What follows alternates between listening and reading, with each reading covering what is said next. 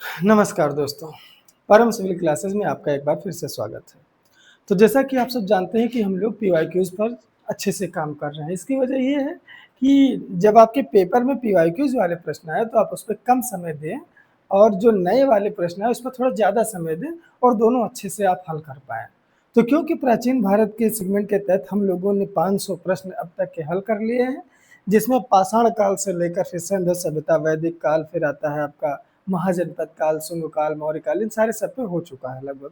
अब हम लोग इधर गुप्त काल तथा चोलों से आगे की ओर बढ़ रहे हैं। ठीक, तो चलिए आज के लिए पहला प्रश्न आते हैं। निम्नलिखित चोल शासकों में से कौन मूलतः वेंगी का चालुक्य राजकुमार था? कौन? वेंगी का चालुक्य। तो जरा देखिए, वेंगी के चालुक्य के बारे में ये मूलतः बोला जाता है कि चालुक्य, देखो पहली बात ध्यान से, अगर जो आप भारत का भूगोल देखेंगे तो आपको क्या पता चलेगा कि दक्षिण भारत में मूलतः 3 प्रकार राज्य थे। एक जो केरल के तट पर था, जिसे आप लोग किस नाम से जानते हैं? चेर।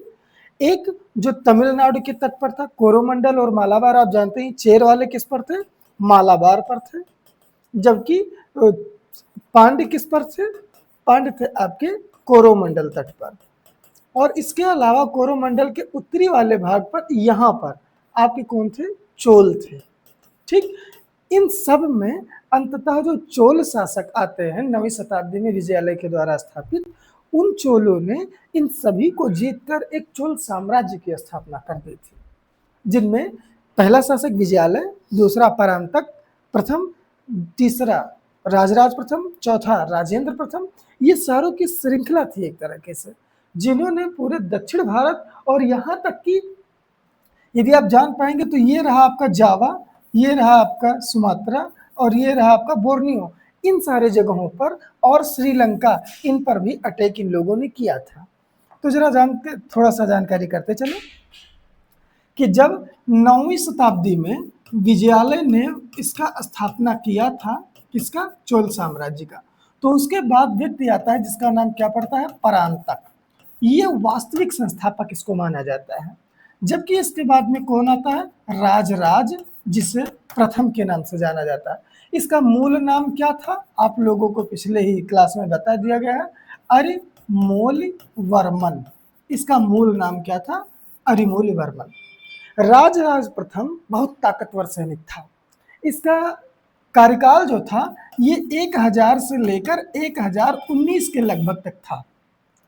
और ये वो समय है जब उत्तर भारत में यहाँ पर महमूद गजनवी का आक्रमण हो रहा था। महमूद गजनवी उत्तर भारत का एक ऐसा दुर्जेय विजेता था जिसको किसी ने नहीं हराया था भारत में। और दक्षिण भारत में उसी समय कौन था? अरिमोली-वर्मन था, जिसको किसी ने नहीं हराया था। एक तरह से एक बाहुबली था, एक बल्लाल सेन था।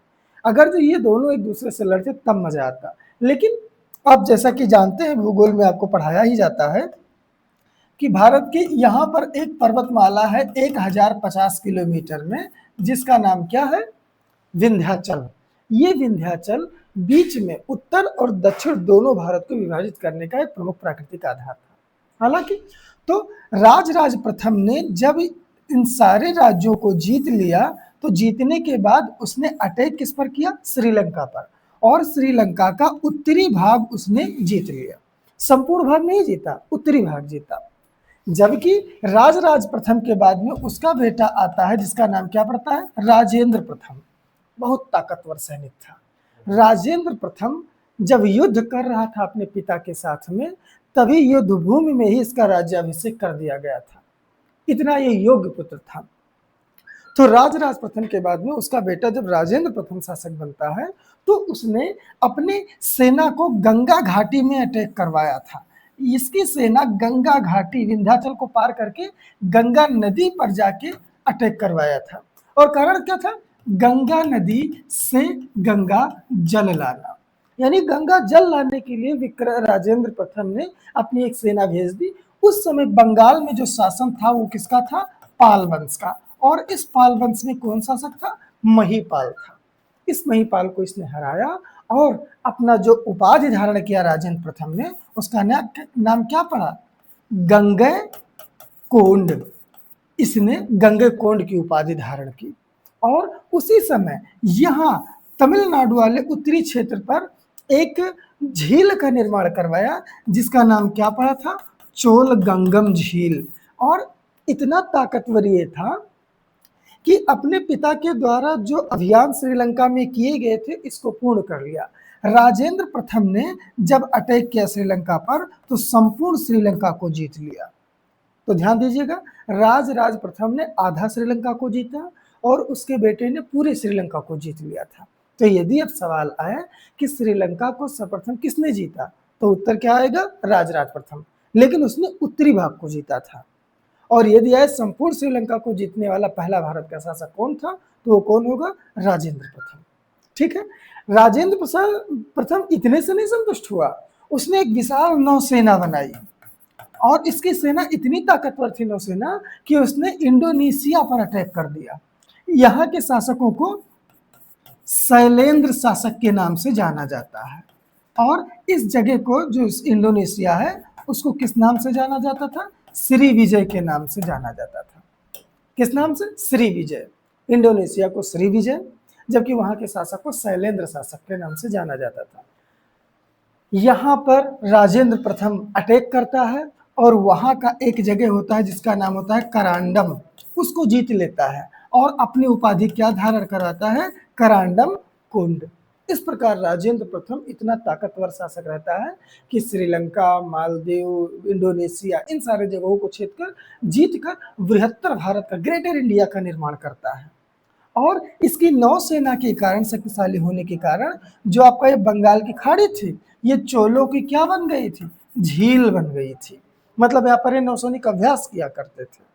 ठीक, तो अब प्रश्न पर आते हैं कि निम्नलिखित चोल शासकों में से कौन मूलतः वेंगी का चालुक्य राजकुमार था। देखिए, वातापी के चालुक्य हैं, वेंगी के चालुक्य हैं। चालुक्य 3 प्रकार थे मूलतः, उनमें से एक व्यक्ति था जिसका नाम क्या था, कुलोत्तुंग प्रथम। ये कुलोत्तुंग प्रथम महाशय वैसे थे तो चालुक्यों के राजकुमार, लेकिन इनका जो जन्म हुआ था वो राजेंद्र प्रथम की बेटी या बहन, बेटी से संभवतः इसका जन्म हुआ था। इसीलिए इन्हें वेंगी के चालुक्य को, कौन सा, चोल शासक को वेंगी के चालुक्य का राजकुमार कहा जाता है। तो आपका उत्तर क्या हो जाएगा, कुलोत्तुंग प्रथम हो जाएगा। क्लियर, तो इस प्रश्न का आंसर आपका क्या रहेगा, कुलोत्तुंग प्रथम है। ठीक, एक चीज और बताएं, कुलोत्तुंग प्रथम के समय 1077 ईस्वी में लगभग 72 व्यक्तियों का एक सौदागर का बोलते तो व्यापारियों का दूत मंडल इसने चाइना में भेजा था। इसे भी थोड़ा ध्यान रखिएगा कि किस शासक ने 1077 ईस्वी के पास अपने 72 व्यक्तियों का एक दूत समूह जो व्यापारियों का था चाइना में भेजा था। तो उत्तर क्या आएगा, कुलोत्तुंग प्रथम। अगला प्रश्न, निम्नलिखित में से कौन पारगमन, यानी पारगमन का मतलब होता है एक जगह से दूसरी जगह जाना, शुल्क का मतलब होता है टैक्स, समाप्त करने के कारण शुंग विवर्तन के नाम से भी जाना जाता है। तो अभी एक चीज बताना भूल गया था मैं कुलोत्तुंग प्रथम के बारे में, ये एक बहुत शानदार शासक था। शानदार से तात्पर्य कि अपनी प्रजा के हित का कल्याण करता था। वो विभिन्न प्रकार के करों को हटा दिया था और विभिन्न प्रकार के करों को हटाने के कारण उसे शुंगन वितर्त के नाम से जाना जाता है। क्या नाम होगा उसका उत्तर, कुलोत्तुंग प्रथम।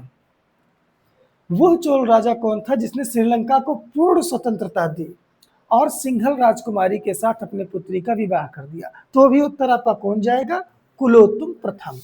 तो कुलोत्तुंग प्रथम के बारे में आपने 2-3 चीज जाना, एक तो चालुक्य राजकुमार माना जाता है, दूसरा वो उसके समय में 1077 में 72 व्यापारियों का एक दूत मंडल चाइना भेजा गया था।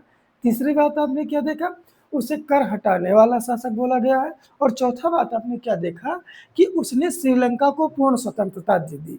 यानी कि जब राजेंद्र चोल ने पूरे श्रीलंका को जीत लिया था तो उस पर अपना अधिकार स्थापित कर लिया था।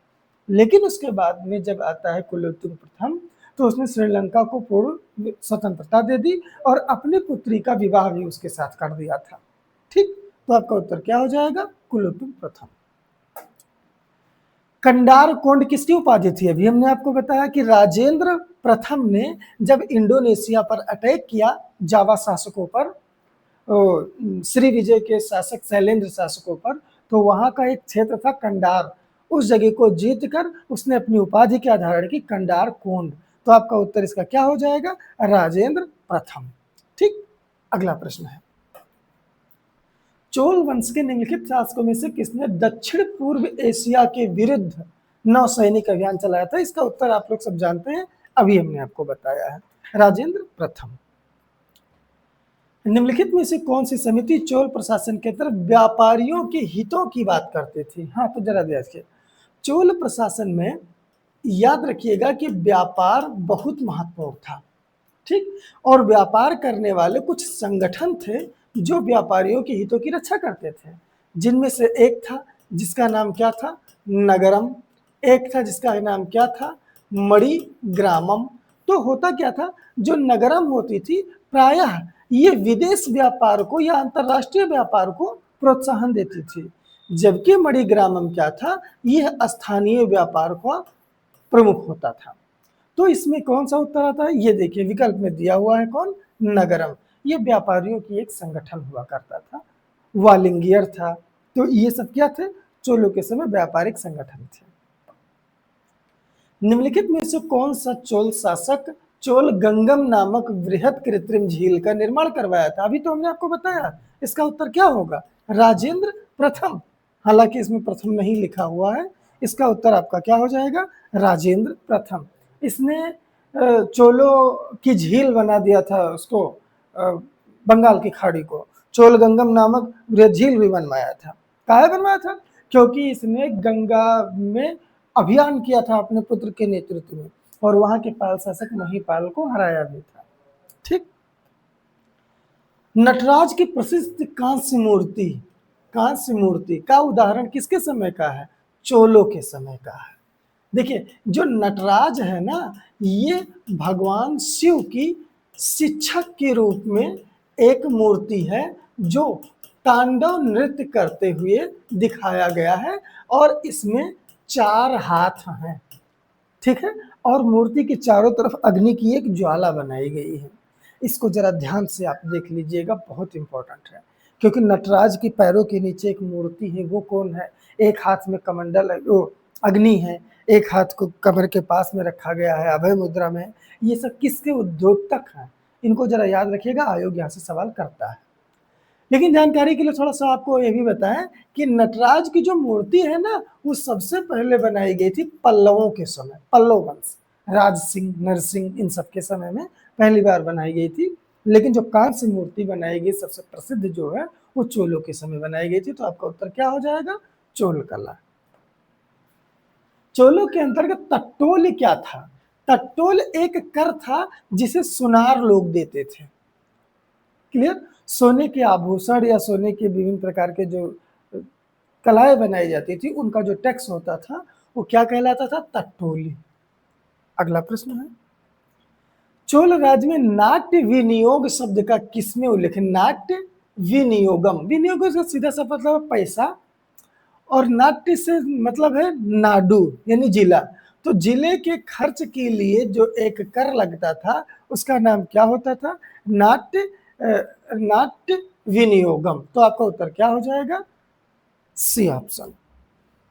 चोलों का राज्य किस क्षेत्र में फैला था? तो अभी तो हमने आपको बताया है कि ये चोल थे, यहाँ पर आपके कौन थे, चेर, और यहाँ पर कौन थे, पांडे, और यहाँ पर कौन थे, चोल। और इन सबका उल्लेख सम्राट अशोक के दूसरे अभिलेख में मिलता है। ठीक, इसके अलावा और कहाँ मिलता है, ये तो हो गया दूसरा, और पहला है पाणिनि, नाम आपने सुना होगा। पाणिनि ने अपनी पुस्तक जो लिखी है अष्टाध्यायी, इसमें भी चोलों का उल्लेख मिलता है। तो सीधी सी बात है, चोल, चेर, पांड्य इसी वाले एरिया में क्षेत्र में फैला था, जबकि विजयनगर क्षेत्र मालाबार से कोरोमंडल तक दक्कन के कुछ भाग, हाँ ये देखो अभी हमने आपको बताया कि पांड्यों को उन्होंने जीत लिया था, ऊपर से कौन थे, चोल थे। ये वाला भाग आपका दक्कन कहलाता है, जबकि ये आपका कौन है, कोरोमंडल। तब आपका उत्तर क्या जाएगा, कोरोमंडल तट और दक्कन के कुछ भाग। आपके मन में उत्तर आएगा, सर विजयनगर क्यों नहीं, विजयनगर के क्षेत्र में भी तो ये सारे थे। तो जरा याद करना, विजयनगर में तो गोवा भी था, लेकिन क्या गोवा चोलों के अंतर्गत था, नहीं था। इसलिए इसका उत्तर विजयनगर नहीं जाएगा। अब आपके मन में आएगा कि मालाबार तट तो भी हो सकता है। नहीं, केवल मालाबार थोड़ी ना था, उसके अंदर कोरोमंडल भी तो था। इसलिए आपका उत्तर क्या हो जाएगा? कोरोमंडल तट दक्कन के कुछ भाग। आपका उत्तर होगा डी ऑप्शन। चोल साम्राज्य के अंतर्गत को अंततः किसने समाप्त किया? तो देखो, चोल साम्राज्य के बारे में उससे पहले थोड़ा सा आपको मध्यकाल के बारे में जानकारी होना चाहिए। मध्यकाल में जब आप आएंगे तो आप क्या देखेंगे? ये कश्मीर आपका है, फिर उसके बाद में ये भारत है। यहाँ पर कौन सा राज्य है जो सेंटर है? उसका नाम है दिल्ली, जिसे प्राचीन काल में ढिल्लिका, योगिनीपुर, इंद्रप्रस्थ, इन सारे नामों से हम लोग जानते थे। दिल्ली पर 1290 में एक वंश आता है जिसका नाम पड़ता है खिलजी वंश, और इस खिलजी वंश का स्थापक कौन था? जलालुद्दीन खिलजी। और जलालुद्दीन खिलजी का एक भतीजा था अली गुरसास्प। अली गुरसास्प ने अपने चाचा जलालुद्दीन की पुत्री से विवाह कर लिया और अपने चाचा का सर तन से जुदा कर दिया। कहाँ पर? कड़ा, इलाहाबाद के पास में। और आके दिल्ली पर अपनी एक उपाधि धारण करता है अलाउद्दीन खिलजी। अलाउद्दीन खिलजी दिल्ली पर तख्त पर बैठता है कब? 1296 में।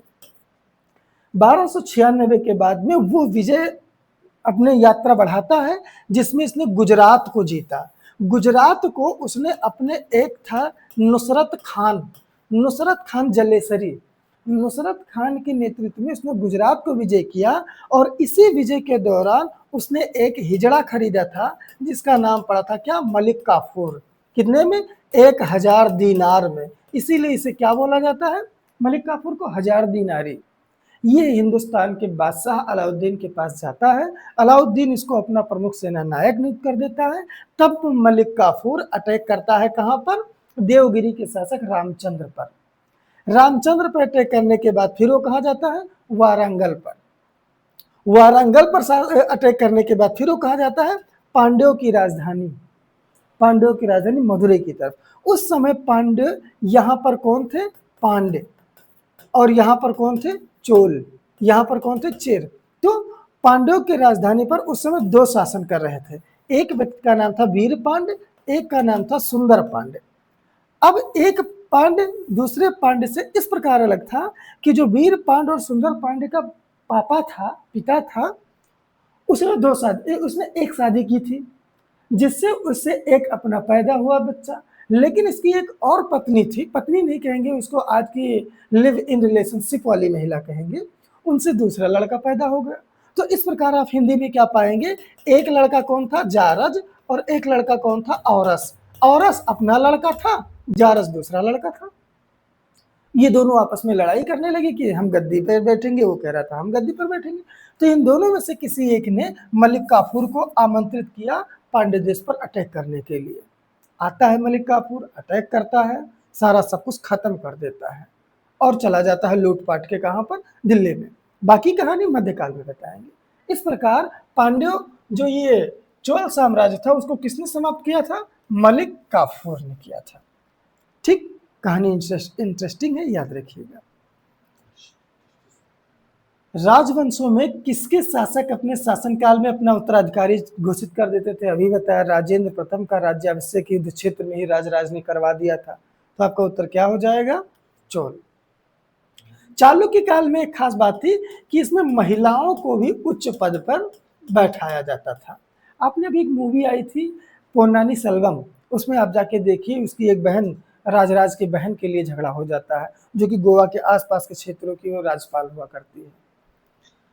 अगला प्रश्न है, चोल शासकों के निम्नलिखित में से कौन वारियम उद्यान प्रशासन को देखता था? तोट्टवारियम। तोट्टवारियम जो था ये उद्यान प्रशासन को देखता था। चोल शासक का नाम है जिसने श्रीलंका के उत्तरी भाग पर विजय प्राप्त की, अभी तो बताया है, सीधी सी बात। जबकि राजेंद्र प्रथम ने पूरे श्रीलंका को जीत लिया था। कौन सा मंदिर चोलों से संबंधित नहीं था? देखिए, बृहदीश्वर का मंदिर राज प्रथम ने बनवाया था। कहां? तंजावुर में। ठीक। कोरंगनाथ का मंदिर परांतक प्रथम ने बनवाया था। जबकि एरावतेश्वर का मंदिर किसी एक चोल शासक ने बनवाया था, उसका क्या नाम था? राजेंद्र द्वितीय ने। राजराज द्वितीय एक था, उसने बनवाया था। जबकि कैलाशनाथ मंदिर पल्लव शासक नरसिंह वर्मन द्वितीय ने बनवाया था। इसे राज सिंह की उपाधि धारण की थी। ठीक, तो आपका उत्तर क्या हो जाएगा? कैलाशनाथ। निम्नलिखित मंदिरों में से किस एक का संबंध चोलों से है? खजुराहो का कंदरिया महादेव मंदिर चंदेलों ने बनवाया था। एलोरा का कैलाश मंदिर राष्ट्रकूटों ने बनवाया था, कृष्ण प्रथम। भुवनेश्वर का लिंगराज मंदिर वो वहां के शासक नरसिंह, कौन, नरसिंह वर्मा ने, कोई नहीं, नरसिंह करके था, उसने बनवाया था उड़ीसा में। बचा कौन? तंजौर का बृहदीश्वर मंदिर से राजराज प्रथम ने बनवाया था। ठीक है, तो आपका उत्तर क्या हो जाएगा? तंजौर का बृहदीश्वर मंदिर। तंजौर के बृहदीश्वर मंदिर का निर्माण किसने करवाया? अभी तो आपने देखा था, वो श्रीविजय मतलब इंडोनेशिया के पास, जिसने राज के काल में अपने पिता द्वारा नागापट्टिनम में एक था जिसका क्या नाम था? चूड़ामणि विहार। चूड़ामणि विहार में आरंभ किए गए बौद्ध विहार जिसका क्या नाम था? चूड़ामणि विहार, निर्माण को पूरा किया वो कौन था? सम्राज्ञवीर बालपुत्र देव मार विजयोतुंग वर्मन त्रैलोक्यराज। वो कौन था? मार विजयोतुंग वर्मन था। ठीक, राजराज प्रथम के समय नागापट्टिनम कहाँ है? तमिलनाडु में है। जरा ध्यान दीजिएगा, ये भूगोल के अंतर्गत भी पूछा जाता है जब तेल शोधन कारखाना के बारे में बात होती है। चूड़ामणि विहार बनवाने वाले महाराज मार विजयोतुंग वर्मन कहाँ के शासक थे? अभी तो आपने देखा है, कहाँ के थे? श्रीविजय के शासक थे। बिल्कुल, ये कहाँ के शासक थे? श्रीविजय यानी इंडोनेशिया के। चोल स्थानीय स्वशासन के लिए उत्तरदायी समितियों के सदस्यों का संबंध निम्नलिखित में से कौन सा कथन सही है? तो जरा सुनो, चोल शासन के समय जो ग्राम प्रशासन था ना, वो अपने आप में अत्यंत उत्तम था। और इस ग्राम प्रशासन का जो अभिलेख हमको मिलता है वो उत्तर मेरूर नामक अभिलेख से मिलता है। उत्तर मेरूर क्या था? अभिलेख। इस अभिलेख में हमें चोलों के ग्राम प्रशासन के बारे में जानकारी मिलती है। तो होता क्या था कि लोगों का ग्राम प्रशासन चलता कैसे था? तो एक गांव होती थी या फिर जो प्रशासन का क्षेत्र होता था, उसमें से एक व्यक्ति होता, एक नहीं कई सारे व्यक्ति जो योग्य होते थे। उन सारे व्यक्तियों को, अब योग्य कौन होता था? जिनकी आयु 35 से लेकर 70 वर्ष के बीच में होनी चाहिए, पहली बात। दूसरा बात, उनके पास अपने भूमि पर मकान होना चाहिए। तीसरी बात, उन्हें वेदों के मंत्रों का या वेदों का ज्ञाता होना चाहिए। ठीक है, उनका कैरेक्टर शुद्ध होना चाहिए। ठीक है, ये सारी यदि योग्यता होगी तो उनमें से उनका नाम एक पर्ची पर लिखवा लिया जाएगा। ऐसे लगभग 30 लोग होते थे। पर्ची पर लिखवाने के बाद में उसको मोड़ के रख दिया जाएगा और एक मटका रहेगा, घड़ा, उस घड़े में डालकर उस सारे पर्चियों को हिला दिया जाएगा। फिर 2 या 3 साल की एक बच्ची को बुलाया जाएगा और उनमें से एक एक पर्ची निकाला जाएगा लॉटरी के माध्यम से, और जिस पर्ची को निकाला गया वही चुन लिया जाता था। मतदान नहीं होता था। ऐसे सारे लोग 1 साल के लिए चुने जाते थे। 360 दिन तक ये अपना काम करते थे। 360 के बाद जो 5वां दिन बचता है, 5 दिन, उस 5वें दिन में अपने कार्यों का ब्यौरा देते थे। ठीक है, फिर अगली बार नए सदस्यों को चुना जाता था। तो इस प्रकार जो समितियां होती थी वो कौन सा कथन सही नहीं है? ये मतदान द्वारा चुने जाते थे, यही गलत हो गया। ये तो लॉटरी के द्वारा चुने जाते थे, जैसा कि अभी बताया। चिट्ठी निकाल कर चुने जाते थे, बिल्कुल सही। सदस्य बनने के लिए शर्तों को पूरा करना होता था, सही। चोरी के अपराधी का कैरेक्टर सही होना चाहिए, जिसका कैरेक्टर सही होता था वही समिति का सदस्य बन पाता था, अन्यथा नहीं बन पाता था। ठीक, तो आपका उत्तर क्या हो जाएगा? ये मतदान द्वारा चुने जाते थे, जबकि ये सही नहीं है, मतदान द्वारा नहीं चुने जाते थे। किस दक्षिण भारतीय राज्य में उत्तम ग्राम प्रशासन था? वो तो अभी आपने जान लिया, क्या बताना इसमें? इससे अच्छा उत्तम शासन आज तक भारत में नहीं आया है। पंचायती राज व्यवस्था आया ना, कितनी समस्या है, जाके देखो। जबकि चोलों के समय में ग्राम प्रशासन इतना ताकतवर था कि वो केवल टैक्स देकर अपने आप में आत्मनिर्भर रहता था, स्वतंत्र है। केंद्र का जो राजराज शासन है, राजराज शासक है, वो गांव में तभी हस्तक्षेप करेगा जब कोई बहुत बड़ी बात होगी, अन्यथा एक तरह से आत्मनिर्भर गांव थे, शासन था इनका अपना। निम्नलिखित में से किस एक चोल शासक ने रामानुजाचार्य विशिष्टाद्वैतवाद के प्रवर्तक उत्पीड़ित किया और अपने राज्य से बाहर निकाल दिया? ये तो हमने आपको बहुत पहले बता दिया था, बहुत पहले क्लास में इसके बारे में पूरी बताए थे कि ये कुलोत्तुंग शिव का बहुत बड़ा भक्त था, यहाँ तक कि उसने अपने राज्य से गोविंद यानी विष्णु के मंदिर को उठाकर समंदर में फेंकवा दिया, रामानुजाचार्य को प्रताड़ित किया, इसलिए इनको उत्तर भारत आना पड़ा। ठीक है, आपका उत्तर कुलोत्तुंग द्वितीय होगा। किसकी उपाधि त्याग समुद्र की थी? विक्रम चोल। विक्रम चोल की उपाधि क्या थी? त्याग समुद्र की थी। बिल्कुल सही, विक्रम चोल की उपाधि थी। ठीक, अगला, कौन चोल राजा नहीं है? परांतक प्रथम था ही, आदित्य प्रथम था ही, करिकाल था ही, बचा कौन? कोकिल विक्रमादित्य। ये आपका चोल शासक नहीं था। करिकाल का मतलब होता है जिसका पैर जला हो, जला हुआ पैर वाला शासक, करिकाल। चोल राजाओं के स्नानागार और भोजनालय का प्रबंध कौन देखता था? स्त्रियां और पुरुष। देखो भाई, खाना बनाना सबसे बेहतरीन ढंग से पुरुष ही बनाते हैं, महिलाएं उतना अच्छा खाना नहीं बना सकती जितना पुरुष जितने अच्छे से बनाते हैं। लेकिन ये भी बात सही है कि खाना बनाना सदैव से महिलाओं के हाथ में रहा है। अब चोल शासन के समय में कौन खाना बनाता था? तो स्त्री और पुरुष दोनों बनाते थे। आपका उत्तर क्या होगा? C option.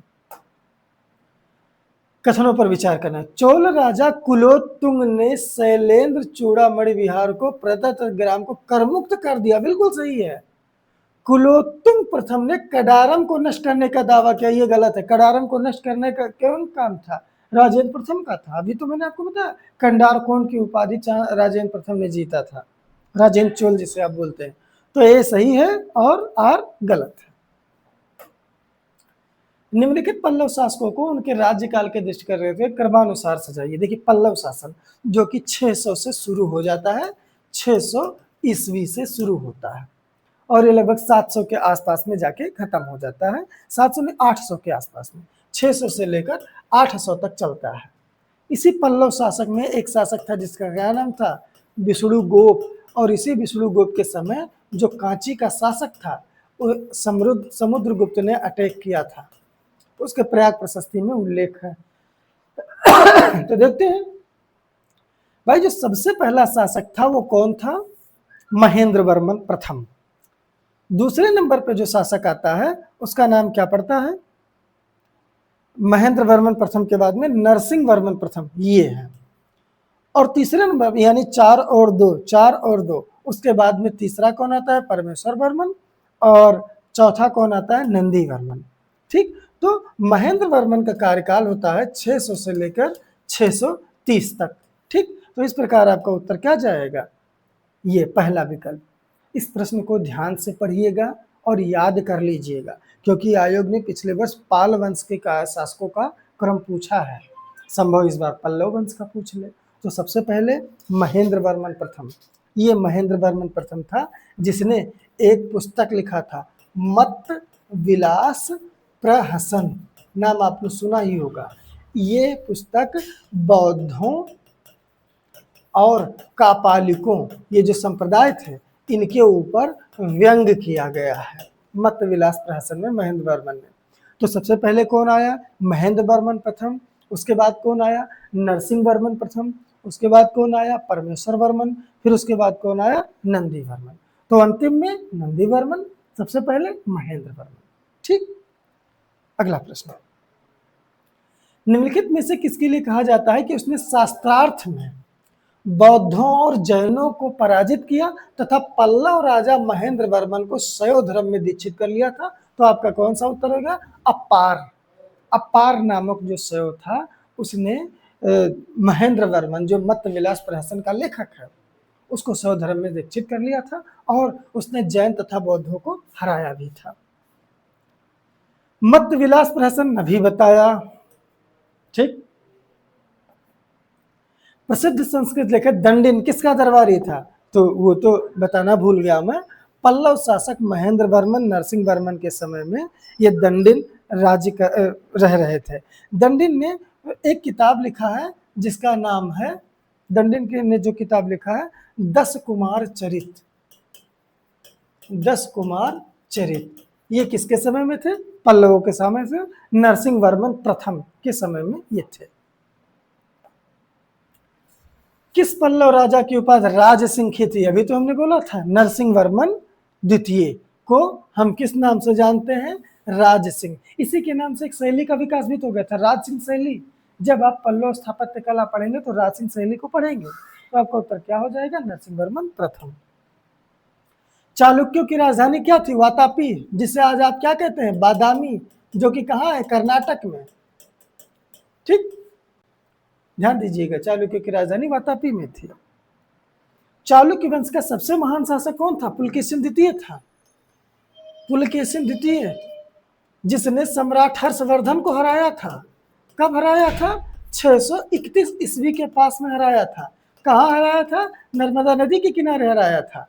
और पुलकेशिन द्वितीय के समय में ही ऐहोल अभिलेख लिखा गया था, और इसी अभिलेख में इसके हर्ष को हराने का उल्लेख मिलता है। और इस अभिलेख को किसने लिखा है? रवि कीर्ति ने लिखा है। और रवि कीर्ति ने जब ये अभिलेख लिखा तो दावा करता है कि जो कालिदास थे ना, उनके समान तथा भास इनके समान उसने अपनी प्रसिद्धि पा ली है। जरा याद रखिएगा, सवाल आने के योग्य है। ऐहोल अभिलेख के लेखक है रवि कीर्ति, जो कि पुलकेशिन द्वितीय से संबंधित है।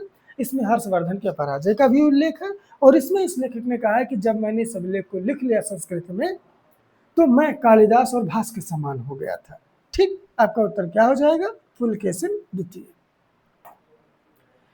चीनी यात्री जिसने चालुक्य के साल में चीन और भारत का संबंध का वर्णन किया है भाई, ह्वेनसांग। ह्वेनसांग चालुक्य शासक के समय में गया हुआ था। ह्वेनसांग चालुक्य शासन पुलकेशिन द्वितीय, कौन सा था जी? पुलकेशिन द्वितीय, पुलकेशिन द्वितीय, हाँ, पुलकेशिन द्वितीय के न्यायालय का उल्लेख करता है। कौन? ह्वेनसांग, जो हर्षवर्धन के समय में आया था।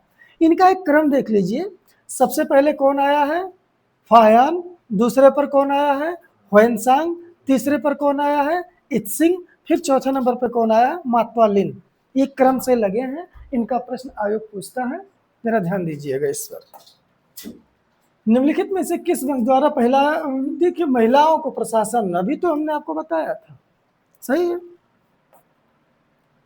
श्री वल्लभ की उपाधि किसकी थी? श्री वल्लभ की उपाधि अगर जो आप देखेंगे तो इसमें चालुक्य शासक अपने आप को श्री वल्लभ के नाम से जानते थे।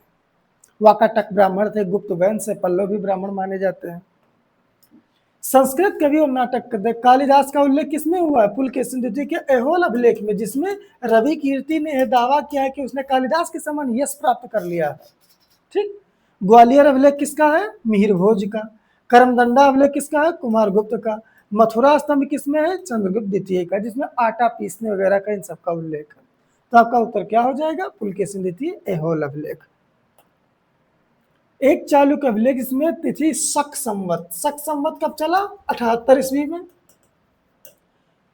का वर्ष 556 दिया हुआ है, तो इसका तुल्य वर्ष क्या है? तो 556 में 78 जोड़ देते हैं, 8 6 14, 7 5 12 और 1 13, 5 और 1 6, 6 से 34 है कहीं विकल्प में? बिल्कुल यही है, चालुक्य अभिलेख 6 से 34। ठीक, विकल्प में आप देखेंगे तो आपको मिलेगा। आपका उत्तर क्या होगा जी? 634। अगला, तीसरी शताब्दी में वारंगल किसके लिए प्रसिद्ध था? ये लोहे के यंत्रों के लिए प्रसिद्ध था। वारंगल हाथियों के लिए भी प्रसिद्ध था, इसमें ऐसी कोई बात नहीं, लेकिन हाथी दांत के लिए नहीं प्रसिद्ध था। तो इसका उत्तर क्या हो जाएगा? लोहे के यंत्र उपकरण के लिए। आईएएस में सवाल पूछा जा चुका है, हो सकता है कि पीसीएसआरओ इसको रिपीट करे। शैव धर्म के समयाचार्य थे, तो नाथ मुनि तो थे ही नहीं, हो तो आप पहले से जानते हैं। 2 3 4 है विकल्प में कहीं? 2 3 4 बिल्कुल बी ऑप्शन। सुंदरार, सबंदर और मणिकाचर, पिछले क्लासेस में हमने आपको इन सब के बारे में बता दिया है। तो आपका उत्तर क्या हो जाएगा? बी। पांड्य राज्य की जीवन रेखा, तो देखो भाई, पांड्य राज्य जो था ना वो इस जगह पर था, ये अभी हमने आपको बताया था। ठीक है, इस जगह पर एक शहर है जिसका नाम क्या है? अगर जो आप विकल्प में देखेंगे तो आपको मिलेगा इस जगह पे एक शहर था जिसका नाम क्या था, मदुरै।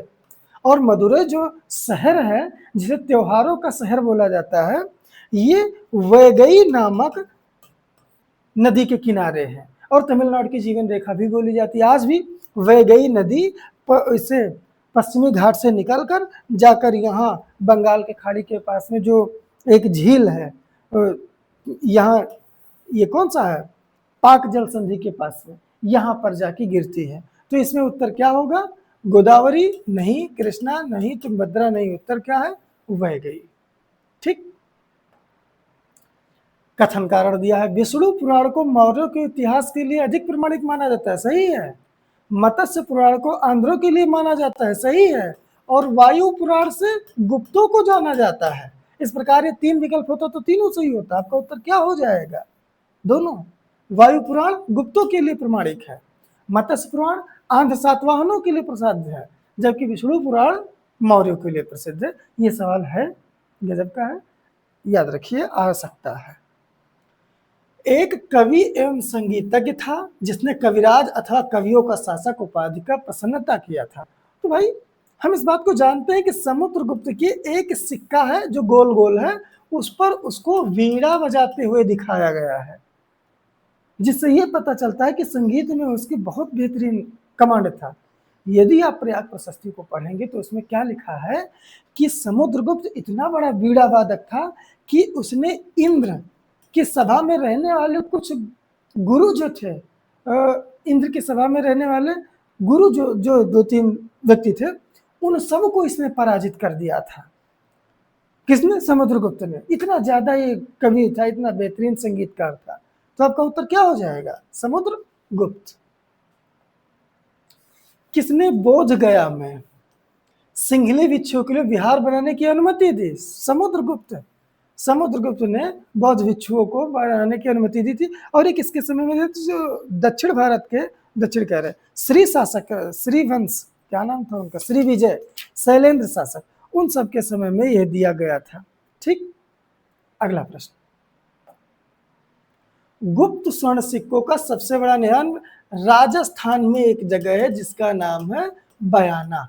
वहां से लगभग 653 सिक्के पाए गए हैं, जिनमें सर्वाधिक चंद्रगुप्त द्वितीय के सिक्के इनमें से मिले हैं। ये भी जरा याद रखिएगा कि गुप्तों का सबसे बड़ा जो सिक्कों का निधि है वो भरतपुर के, राजस्थान के बयाना से मिला है। ठीक। निम्न गुप्त शासकों में से किसने महाराजाधिराज की उपाधि धारण की। अब देखिए, दो शब्द है, एक है जिसका नाम है महाराज, एक है जिसका नाम है महाराजाधिराज। अब ये शब्द बताता है कि महाराज एक है और महाराजाधिराज कई महाराजों का समूह है। मतलब वो व्यक्ति ऐसा होगा जो अब वास्तव में गुप्त वंश का संस्थापक माना जाएगा। जैसे गुप्त वंश का प्रथम शासक कौन था, श्रीगुप्त था, आप इस बात को जानते हैं। लेकिन श्रीगुप्त के बाद में जो शासक आता है सबसे ताकतवर, उसका नाम क्या पड़ता है, चंद्रगुप्त प्रथम। ये पहला शासक था जिसने अपने आप को महाराजाधिराज बनाया। मतलब अभी केवल एक छोटा शासक नहीं रह गया, ये छोटे छोटे शासकों का एक बड़ा शासक हो गया है। इसलिए गुप्त शासकों में प्रथम बार किसको उत्तर दिया जाए, महाराजाधिराज, तो कौन होगा, चंद्रगुप्त प्रथम होगा। ठीक। अगला प्रश्न, सूची को सुमेलित करना। ये देखिए, ये प्रयाग प्रशस्ति में उल्लिखित वे राजा हैं जिनको समुद्रगुप्त ने हराया था। ठीक। तो देखते हैं, हमने आपको पहले ही बता दिया है, विष्णुगुप्त कहाँ के थे, कांची के थे। तो डी के नीचे क्या हो जाएगा, 2, एक के विकल्प में मिला है, ज्यादा जानने की जरूरत है नहीं। यानी ए के नीचे क्या हो जाएगा, 3। धनंजय कहाँ के थे, कुशलपुर के थे। और बी के नीचे क्या हो जाएगा, नीलराज अवमुक्त के थे। और उग्रसेन कहाँ के थे, पालक्य के थे। ये राज्य थे और ये राजा थे जिनको समुद्रगुप्त ने हराया था। और प्रयाग प्रशस्ति में संभवतः 13वें लाइन में इन सबका उल्लेख है। चलिए अगले प्रश्न पर फिर सुमेल करना है, कौन किसकी पत्नी थी। तो समुद्रगुप्त की पत्नी का नाम क्या था, दत्ता देवी। ठीक है। और देखते हैं, अनंत देवी जो नाम था वो था कुमारगुप्त, चंद्रगुप्त, कुमारगुप्त प्रथम। तो बी के नीचे कौन सा विकल्प है, देखिए एक के मिल गया। ए के नीचे कौन, चंद्रगुप्त की कौन सी थी, कुमार देवी, और जबकि चंद्रगुप्त की कौन द्वितीय की थी, कुबेर नागा, और कुमारगुप्त की कौन थी, अनंत देवी। ये सब पत्नियां थी, ठीक है। ध्रुव स्वामिनी किसकी पत्नी थी, चंद्रगुप्त द्वितीय की पत्नी थी। चलिए अगला प्रश्न, फिर सुमेल करना है। भूमरा का शिव मंदिर कहाँ पर है, सतना में है, नचना कुठार, एरड़ अभिलेख, तिगवा का विश्व, ये सब अब इसमें मिल गया है, मध्य प्रदेश के जिलों में मिल गया है। इसके बारे में मध्य प्रदेश के जिला के बारे में देखना है कि कौन सा सही है, तो इसका उत्तर हो जाएगा सर विष्णु तिगवा मंदिर है, जिला जबलपुर में। तिगवा मंदिर कहाँ गया, ये जबलपुर में, ए के नीचे एक है। और दूसरा कौन सा है, एरड़ मंदिर जिला सागर में है, जिला सागर, बी के नीचे 3, अब ए के नीचे 1 और बी के नीचे 3, ये विकल्प नंबर बी है आपका, ठीक। और जो 4, सी के नीचे 4, यानी नचना कुठार कहाँ है, पन्ना में है, और भूमरा कहाँ है, सतना में है। आपका उत्तर क्या हो जाएगा, बी। बस आज 50 प्रश्नों की इस श्रृंखला में आपने देखा कि बहुत सारी चीजें आपने कवर की हैं। अगले क्लास में फिर हम लोग मिलेंगे, इससे आगे चलेंगे। इनको जरूर पढ़िए, समझिए, शेयर करिए, लाइक करिए, सब्सक्राइब भी करिए, ताकि वीडियो आपको पास में सबसे पहले पहुंचे। और यदि आपके पास अपने करियर के लिए 50 मिनट हो तो दे दिया करिए। 3 क्लासेज आपको प्रतिदिन मिलती हैं, इतिहास की, पॉलिटी या ज्योग्राफी की, प्लस हिंदी की। इनको आप देखा करिए। यदि आपने इनको देख लिया तो यकीन मानिए अगले आपको फिर POQ पढ़ने की ज़रूरत नहीं पड़ेगी। तो इस क्लास को पढ़िए, लाइक करिए। अगले क्लास में फिर मिलते हैं, तब तक के लिए परम सिविल क्लासेस की ओर से आप सभी को बहुत बहुत धन्यवाद।